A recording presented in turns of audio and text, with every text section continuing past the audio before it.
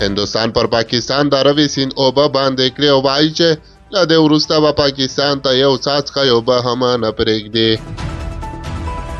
سلام ستړي مشئ، پام وکړئ د یاران ټي وي یوټیوب چینل څخه تازه او مهم خبر ته.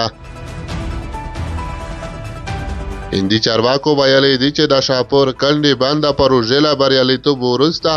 د اوبو سرچینې دوو شمالي ایالتونو ته اړول شوي چې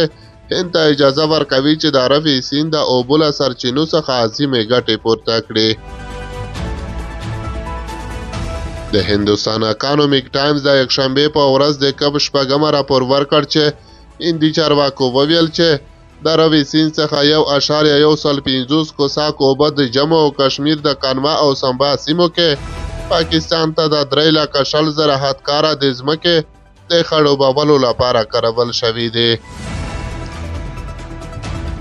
د هند او پاکستان ترمنځ د 1980 کال د سیند د اوبو د تړون له مخې هند د روي ستلیج او بې سیندونو پر وړاندې ځانګړی حق لري، په داسې حال کې چې پاکستان د سیند جهلم او چناب سیندونو کنټرول لري. په همدې حال کې د هندوستان لومړي وزیر نریندرا مودي په دې وروستیو کې په یوه خبري کانفرانس کې په خپله وینا کې ژمنه وکړه چې د هندي بزګرانو لپاره به د ستلیج بیس او روي سیندونو د اوبو د اغیزمنې ګټې اخیستنې ملاتړ وکړي. نوموړي د هند پر حق باندې ټینګار وکړ چې د دغو سیندونو د اوبو د ضایع کېدو مخه نیسي چې په پاکستان تیریږي.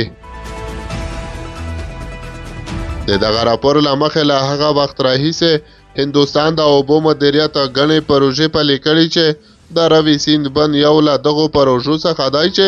هند توانېدلی د ختیځو سیندونو شاوخوا 95% اوبه په خپله ولګوي. په همدې حال کې د شاپور بیراج بند بنسټ ډبره په 1995 کال کې د هند د هغه وخت لومړي وزیر لخوا کېښودل شوه. کله چې د جموں او کشمیر او پنجاب حکومتونو ترمنځ شخړې رامنځته شوې چې دا پروژه د 4.5 کالونو لپاره بځنډول شوه. هندوستان ټینګار کړی چې له دې وروسته به د روي سیند د اوبو یو څاڅکی هم پاکستان ته نه ځي او له دغو اوبو څخه به په جموں او کشمیر پنجاب کې د کرنو اقتصادي ودې لپاره کار واخلي. دا په داسې حال کې ده چې د افغانستان اسلامي امارت هم د کونړ سیند سروې ترسره کړې، وایي چې ډېر ژر به ورباندې عملي کار پیل کړي او دغه اوبه چې پاکستان ته مفتې روانې دي مهار کړي.